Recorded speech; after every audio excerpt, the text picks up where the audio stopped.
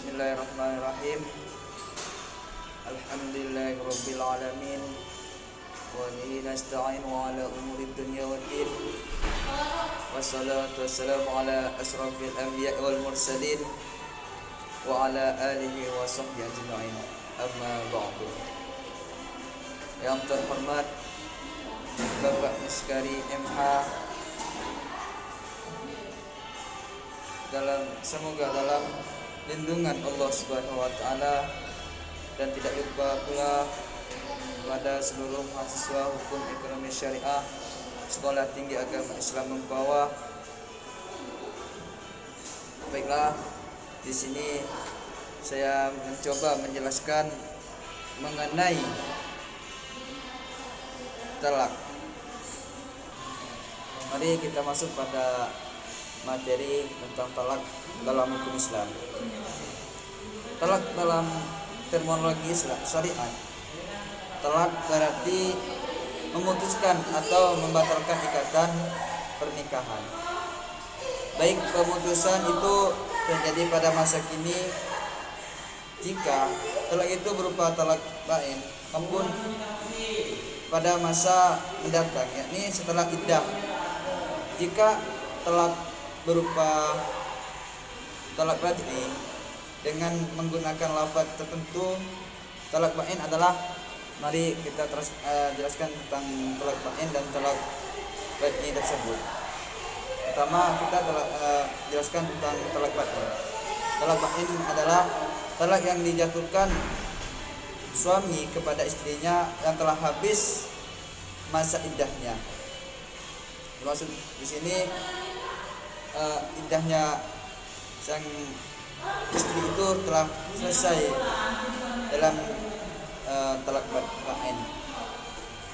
Sedangkan di talak raj'i adalah talak ke-1 atau kedua, di mana suami berhak rujuk selama istrinya dalam masa iddah. Jadi akibat dari talak ke-1 dan kedua ini adalah suami istri dapat rujuk atau kawin kembali. Nah, selanjutnya hukum talak. Hukum talak pertama itu ada wajib. Kita jelaskan dulu tentang wajib. Jika terjadi konflik antar pasangan suami istri, hakim menugaskan mediator 2 orang, mediator untuk menilai situasi konflik tersebut. Lalu kedua mediator itu merekomendasikan bahwa sepasang suami istri tersebut harus bercerai, maka suami harus menceraikan istrinya. Itu yang wajib. Yang kedua itu sunnah.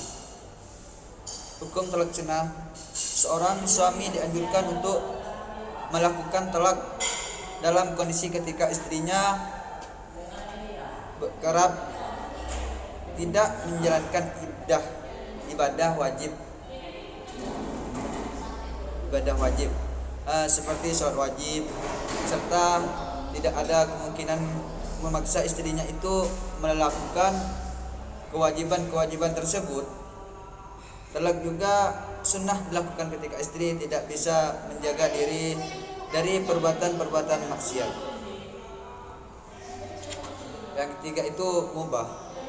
Mubah di sini itu talak boleh dilakukan dalam kondisi ketika suami memiliki istri yang buruk perangaiannya, kasar tingkah lakunya, atau tidak bisa diharapkan menjadi partner yang ideal guna mencapai tujuan-tujuan pernikahan. Makruh bila dilakukan tanpa alasan yang kuat atau ketika hubungan suami istri baik saja. Yang ketiga itu. Yang keempat, haram apabila seorang istri diceraikan dalam keadaan haid atau keadaan suci dalam keadaan ketika ia telah disetubuhi di dalam masa suci tersebut. Lanjut, pengertian talak. Pengertian talak itu, yang dimaksud talak adalah melepas adanya tali perkawinan antara suami istri dengan menggunakan kata khusus, yaitu kata talak atau semacamnya, sehingga istri tidak halal baginya setelah ditalak.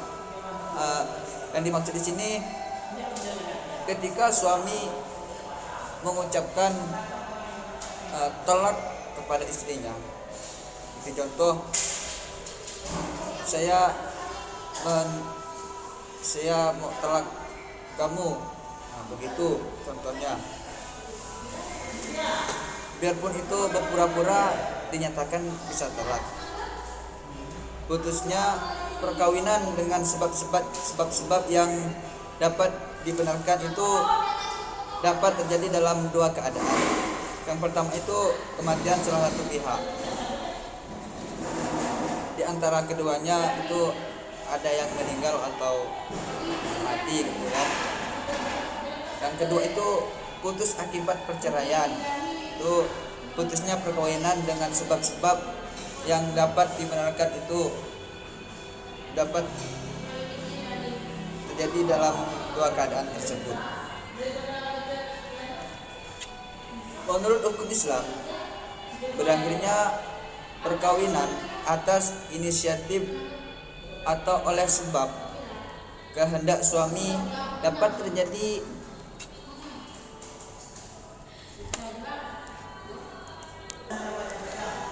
Menurut hukum Islam, berakhirnya perkawinan atas inisiatif atau oleh sebab kehendak suami dapat terjadi melalui apa yang disebut talak.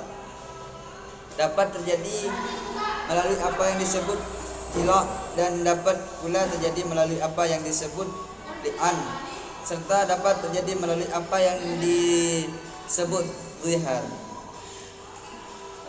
Apa sih itu ilah? Apa sih yang disebut dengan ilah?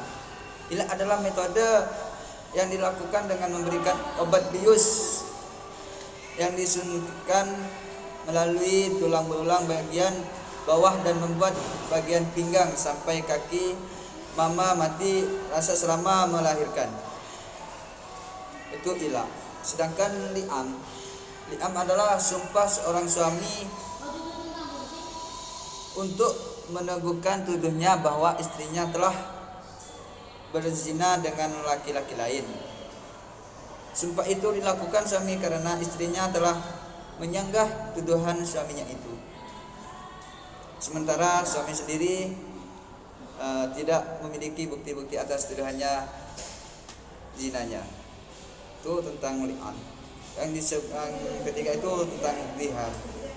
Zihar tersebut yaitu menyamakan tubuh istri ini dikenal dengan sebutan zihar. Secara bahasa, zihar berarti punggung. Sedangkan menurut istilah, zihar adalah saat seorang suami menyamakan tubuh istrinya dengan ibunya, terlebih saat berhubungan badan. Sebagai contoh, engkau bagiku seperti punggung ibuku.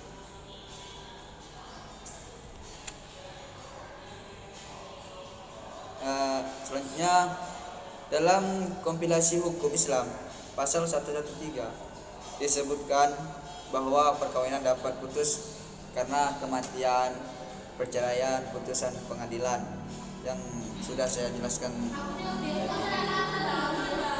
Berdasarkan kompilasi hukum Islam atau dalam hukum KHI pasal 115 seperti yang termaktub di atas, maka yang dimaksud dengan perceraian perspektif kompilasi hukum Islam atau KHI adalah proses pengucapan ikrar talak yang harus dilakukan di depan persidangan dan disaksikan oleh para hakim pengadilan agama. Apabila pengucapan ikrar talak itu dilakukan di luar persidangan, maka talak tersebut merupakan talak liar yang dianggap tidak sah dan tidak memiliki kekuatan hukum yang mengikat.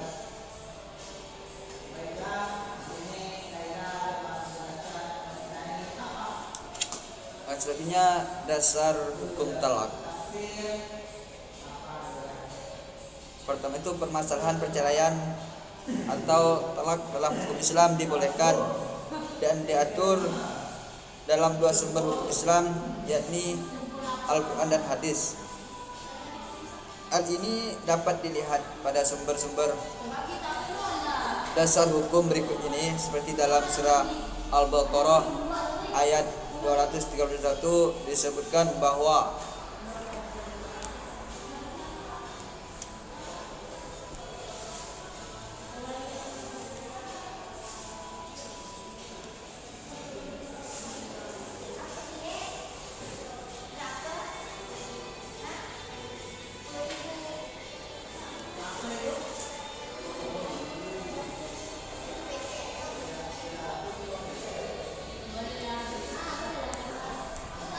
wa idza talaqtumun nisaa fa balaghna ajalahunna fa amsikuhunna bi ma'rufin aw sarrihuhunna bi ma'rufin wa la tumsikuhunna diraran litaskunu wa man yaf'al dzalika faqad ظلم نفسه ولا تتخذوا آيات الله هزوا واذكروا نعمة الله عليكم وما أنزل عليكم من الكتاب والحكمة يعظكم به واتقوا الله واعلموا أن الله بكل شيء عليم. Yang mana artinya, apabila kamu mentalak istri-istrimu lalu mereka mendekati akhir iddahnya, maka rujuklah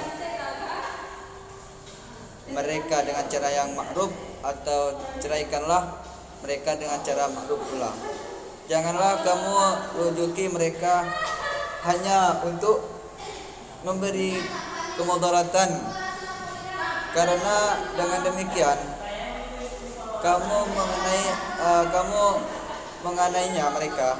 Barang siapa takut berbuat zalim pada dirinya sendiri, janganlah kamu jadikan hukum Allah suatu permainan, dan ingatlah nikmat Allah padamu, itu nikmat Allah memberikan pelajaran padamu dengan pada yang diturunkan itu, dan bertakwalah kepada Allah serta ketahuilah bahwasanya Allah Maha mengetahui segala sesuatu. Perbuatan yang halal yang paling dibenci oleh Allah, seperti hadis Nabi di bawah ini yang berbunyi an Ibni Umar Rasulullah sallallahu alaihi wasallam qala inna abghadha halala ila Allah talaq. Dan artinya dari Ibnu Umar bahwa Rasulullah sallallahu alaihi wasallam bersabda, perbuatan halal yang sangat dibenci oleh Allah Azza wa Jalla adalah talak.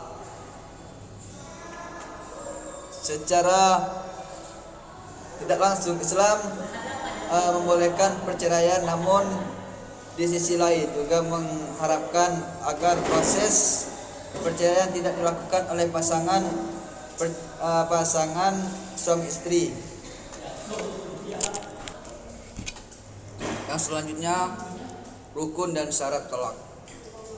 Rukun talak ialah unsur pokok yang harus ada dalam talak, dan terwujudnya talak tergantung ada dan lengkapnya unsur-unsur dimaksud rukun talak ada 4, sebagaimana berikut.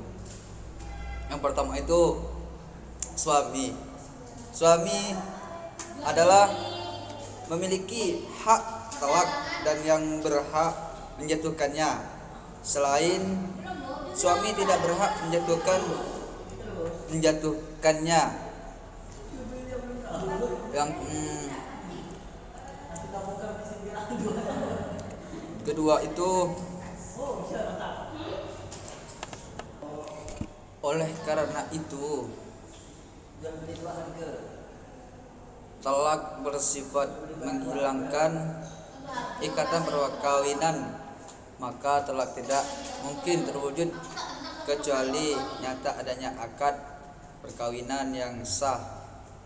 Oleh karena itu Untuk sahnya talak suami yang menjatuhkan talak disyaratkan pertama itu berakal. Suami yang gila tidak sah menjatuhkan talak. Yang dimaksud dengan gila dalam hal ini ialah hilang akal atau rusak akal karena sakit, termasuk di dalamnya sakit pitam, hilang akal karena sakit panas, atau sakit ingatan karena rusak syaraf otaknya. Yang kedua itu balil. Balil tidak dipandang jatuh talak yang dinyatakan oleh yang belum dewasa. Yang ketiga itu atas kemauan sendiri. Yang dimaksud atas kemauan sendiri di sini ialah adanya kehendak pada diri suami untuk menjatuhkan talak itu dan dijatuhkan atas pilihan sendiri, bukan dipaksa orang lain. Istri, yang kedua itu istri. Masing-masing suami hanya berhak menjatuhkan talak terhadap istri sendiri. Tidak dipandang jatuh talak yang dijatuhkan terhadap istri yang lain. Untuk sahnya talak bagi istri yang ditalak disyaratkan sebagai berikut. Yang pertama itu istri itu masih tetap berada dalam perlindungan kekuasaan suami. Kedua itu kedudukan istri yang ditalak itu harus berdasarkan atas akad perkawinan sah.